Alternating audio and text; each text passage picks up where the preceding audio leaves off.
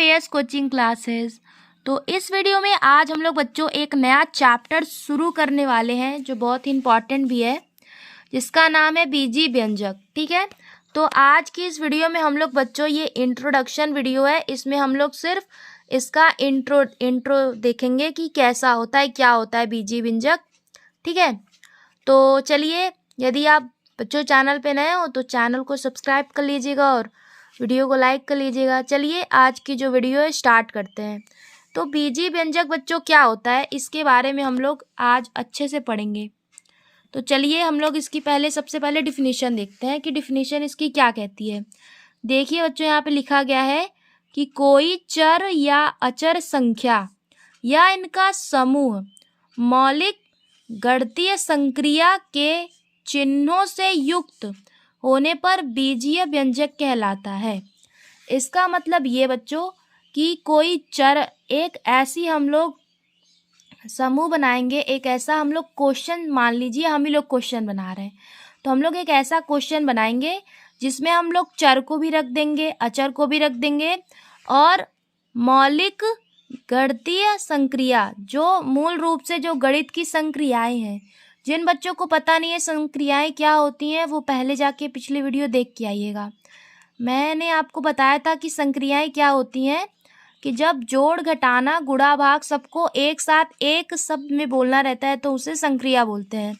तो हम लोग बच्चों बना क्या रहे हैं, एक मान लीजिए कोई समूह बना रहे हैं। ठीक है, तो उसमें हम लोग क्या कर रहे हैं, चर को भी रख दे रहे हैं, अचर को भी रख रहे हैं और मौलिक जो संक्रियाएं हैं, जोड़, घटाना, गुणा, भाग, उन लोगों को भी लगा के आराम से एक अच्छा सा समूह बना रहे हैं और उस समूह को बोलते हैं बीजीय व्यंजक।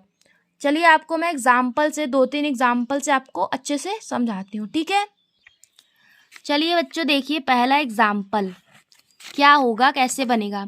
तो मान लीजिए मैं कोई चर लेते हैं, कोई चर ले लिए, मान लिए x ले लिए, y ले लिए।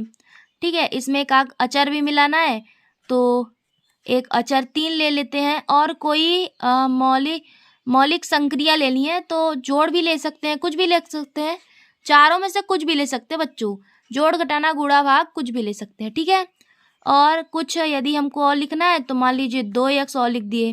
तो ये जो बच्चों ये पूरा बन के बना ना, इसी को बोल रहे हैं हम लोग बीजीय व्यंजक। ठीक है, चलिए एक और एग्जाम्पल देखते हैं।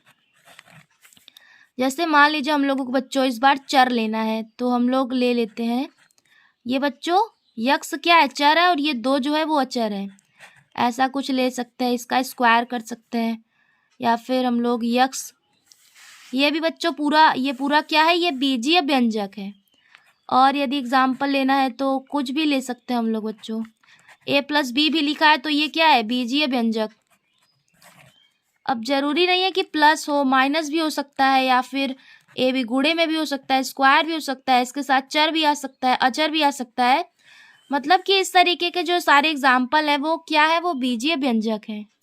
आई होप बच्चों आपको समझ में आ रहा होगा कि क्या है।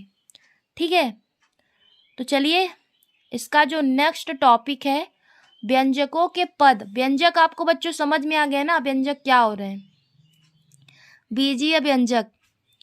ठीक है, तो ये आपको एक समूह बनाकर दिया गया है जिसमें अचर भी है, चर भी है और गणित की मूल संक्रियाएं भी हैं, सबको मिक्स करके एक समूह बनाया गया है जिसको बोल रहे हैं बीजीय व्यंजक और शॉर्टकट में व्यंजक।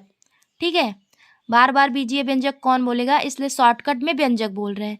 यदि आपको बोला जा रहा है कि व्यंजकों में इसमें उसमें, तो आप समझ जाइएगा कि ऐसा ही एक समूह रहेगा जिसमें अचर भी रहेंगे, चर भी रहेंगे और कुछ गणितीय मौलिक संक्रियाएं भी रहेंगी। ठीक है, तो चलिए नेक्स्ट टॉपिक हम लोगों का है व्यंजकों के पद। अब जैसे कि मान लीजिए यही एक व्यंजक, ये व्यंजक ही है बच्चों। यदि इसमें आपको पूछा जाए कि बताइए इसमें पद कितने हैं, तो बच्चों यदि ध्यान से देखिए तो इसमें 2 पद हैं, एक ये पद हो गया और एक ये पद हो गया। ठीक है, एक पद ये हो गया और एक पद ये हो गया। इसमें पूछा जाए तो इन सभी में, अच्छा इसमें यदि पूछा जाए तो आप क्या बताएंगे, इसमें यदि आपको पूछा जाए ये गोला जो है इसके अंदर कितने पद हैं, तो इसके अंदर बच्चों सिर्फ और सिर्फ एक पद है। इसके अंदर बोला जाए तो एक पद और ये एक पद, 2 पद हैं। इस तरीके से आपको जानना है। चलिए एक और एग्जाम्पल देख लेते हैं, एक बड़ा सा एग्जाम्पल देखते हैं। यदि आपको दिया गया हो बच्चों इस तरीके से,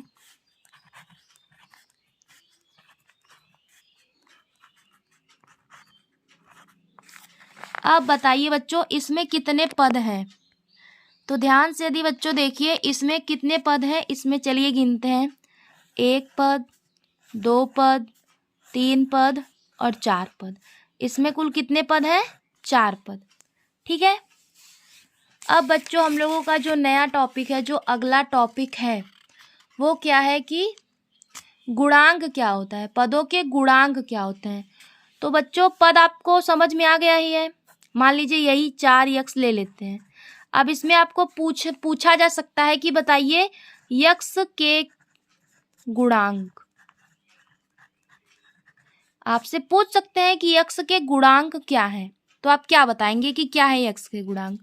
तो बच्चों यदि आप गुणांक को ही अच्छे से ध्यान से यदि पढ़ें तो उसको यदि देखें ध्यान से तो उसमें क्या बताया जा रहा है, गुणा अंक, गुणांक। ठीक है।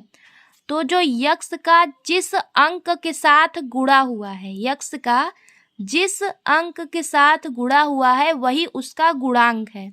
तो बताइए यक्ष का किसके साथ गुणा हुआ है? 4 के साथ। तो यक्ष के गुणांक क्या है? 4 है। ऐसे यदि आपको पूछे वाई स्क्वायर का गुणांक बताइए तो आप बता दीजिएगा 2। यदि आपको यक्ष का गुणांक पूछे तो आप बता दीजिएगा -26। और यदि वाई स्क्वायर का पूछेगा तो आप बताइएगा -1। समझ में आ गया बच्चों गुणांक क्या है? जिस अंक से गुणा हुआ है वही उसका गुणांक है। ठीक है। तो आज के इस वीडियो में हम लोगों ने 3 टॉपिक को अच्छे से समझा है। पहला टॉपिक बीजीय व्यंजक, दूसरा पद क्या होते हैं और तीसरा गुणांक। तो बच्चों अगली वीडियो में हम लोग अभ्यास देखेंगे जिसमें ऐसे ही सवाल हम लोग से पूछेगा कि बताइए गुणांक क्या है, पद क्या है, ऐसी चीज़ें। तो चलिए नेक्स्ट वीडियो में मिलते हैं, तब तक के लिए आप इसको रिवीजन करके आइएगा। ठीक है बच्चों।